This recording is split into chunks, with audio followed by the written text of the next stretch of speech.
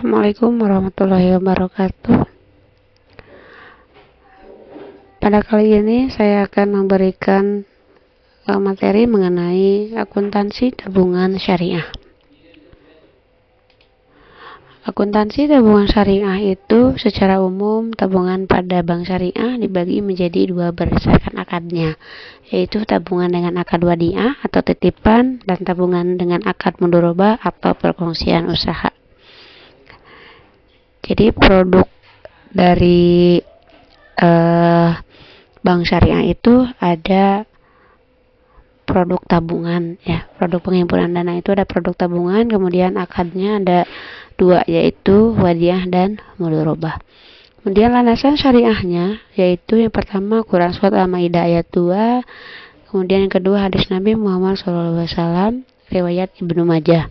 Dan yang ketiga, Fatwa Dewan Syariah Nasional nomor 2 ya, tahun 2000. Kemudian kita ke pengertian tabungan wadiah. Tabungan wadiah adalah tabungan di bank syariah yang menerapkan akad wadiah titipan. Dalam hal ini adalah wadiah yadamanah. Pada akad wadiah yadamanah, bank syariah diperkenankan menggunakan dana nasabah untuk kegiatan operasional bank syariah, tetapi tidak berkewajiban memberikan bagi hasil maupun margin keuntungan kepada nasabah penabungnya. Kendati demikian, bank syariah dapat memberikan hadiah yang bersifat sukarela. Jadi bank syariah tidak mewajibkan ya untuk memberikan bonus kepada nasabah, tapi sifatnya sunat begitu ya. Kemudian ini adalah ilustrasi transaksi tabungan wadiah. Bisa kalian lihat ya. Ini adalah berikut contoh penerapan akuntansi transaksi tabungan wadiah yadamanah antara nasabah Ibu Tias dan Bank Syariah Mandiri Kancap Ciledug ya, selama bulan Maret 2022. Ini kalian bisa lihat ya.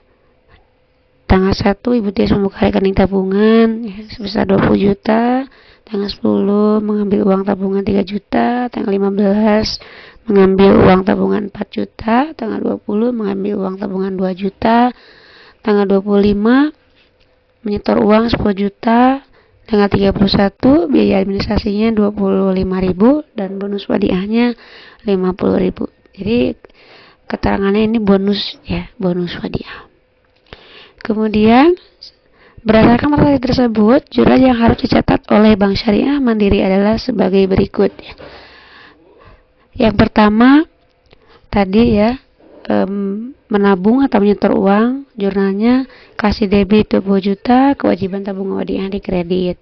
Nah, untuk tanggal 10, 15, tanggal 20 ini untuk transaksi Ibu Tias mengambil tabungan ya.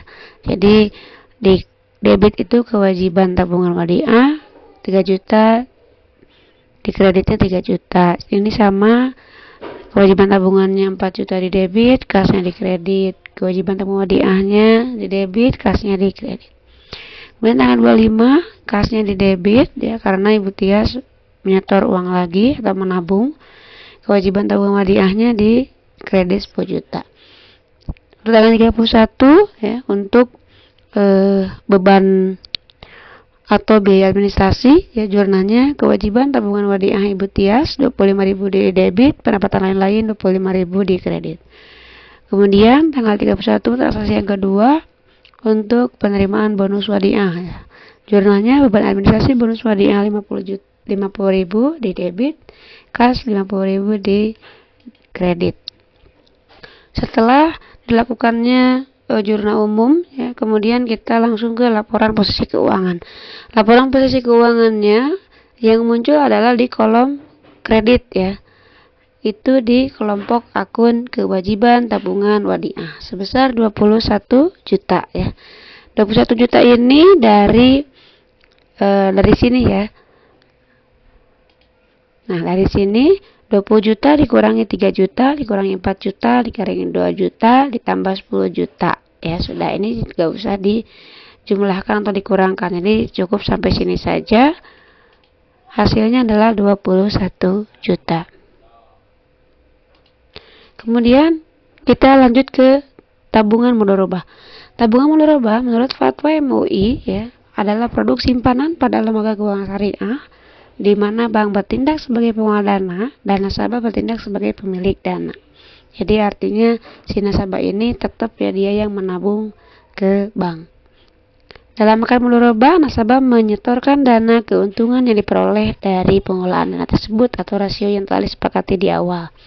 Fatwa MUI juga menegaskan bahwa tabungan mudharabah, pihak bank tidak boleh menjamin keuntungan yang diperoleh sepenuhnya bergantung pada hasil usaha. Jika terjadi kerugian yang bukan karena kelalaian atau kesalahan bank, kerugian tersebut ditanggung oleh nasabah sebagai pemilik dana. Sementara bank menanggung kerugian berupa hilangnya potensi bagi hasil. Ini adalah transaksi ya, contoh transaksi antara Ibu Halimah dengan BSI ya. Tanggal 1 Bu Halimah membuka rekening ya, tabungan mudharabah sebesar 65 juta, tanggal 10 mengambil uangnya 15 juta, tanggal 15 Juli mengambil uangnya 5 juta, tanggal 22 Juli mengambil uang tabungannya sebesar 6 juta, tanggal 25 Juli Ibu Halimah menyetor uang kembali sebesar 20 juta, tanggal 28 Agustus Ibu Halimah mengambil uang tabungannya 12 juta, tanggal 31 September ada 2 transaksi. Yang pertama biaya administrasi bank sebesar 60.000 dan diterima bagi hasil mudharabah sebesar 400.000.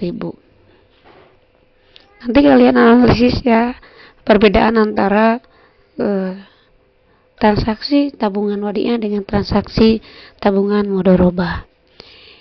Berdasarkan transaksi tersebut, jurnal yang harus dicatat oleh BSI adalah sebagai berikut. Tadi ya, jurnal pertama Bu Halimah menyetor uang ya. Jurnal yang muncul adalah kas di debit 65 juta, kemudian dana sirka temporer ya 65 juta di kredit. Kalau di tabungan mudharabah itu yang muncul adalah kelompok dana sirka temporer ya, karena dia termasuk ke dalam kelompok akad mudharabah dan musyarakah. Kemudian tanggal 10 Juni 2023 ini untuk transaksi mengambil uang tabungan ya. Ini yang tiga transaksi ini mengambil uang. Jadi jurnalnya sama ya. Dana sirka temporer tabungan mudharabahnya 15 juta di debit, kasnya di kredit. Dana sirka temporer tabungan mudharabahnya di debit 5 juta, kas di kredit. Dana sirka temporer tabungan mudharabahnya 6 juta di debit, kas di kredit. Nah, untuk ini transaksi menyetor uang ya, kas di debit, dana sirka temporernya di kredit. Kemudian tanggal 28 Agustus ini untuk transaksi mengambil uang lagi ya, dana sirka temporer tabungan mudharabah 12 juta di debit, kas di kredit.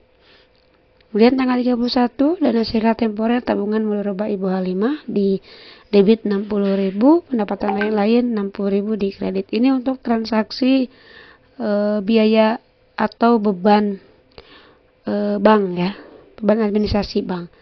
Kemudian ini untuk transaksi diterimanya bagi hasil ya, kas di debit 400.000, kewajiban bagi hasil mudharabah 400.000 di kredit. Setelah pencatatan transaksi tersebut telah dilakukan, Bank Syariah akan menyajikan dana sirka temporer di laporan posisi keuangan ya. Jadi akun yang muncul di laporan posisi keuangan tabungan mudharabah itu adalah akun dana sirka temporer, masih sama di kelompok akun di sebelah kanan ya. Dana sirka temporernya sebesar 47 juta. Ini dari mana? Dari sini ya. 65 juta dikurangi 15 juta dikurangi 5 juta dikurangi 6 juta dikurangi 20 juta ditambah 20 juta dan dikurangi 12 juta. Yang ini tidak usah dijumlahkan atau dikurangkan. Jadi cukup sampai sini saja, totalnya 47 juta. Sekian dari saya. Terima kasih. Assalamualaikum warahmatullahi wabarakatuh.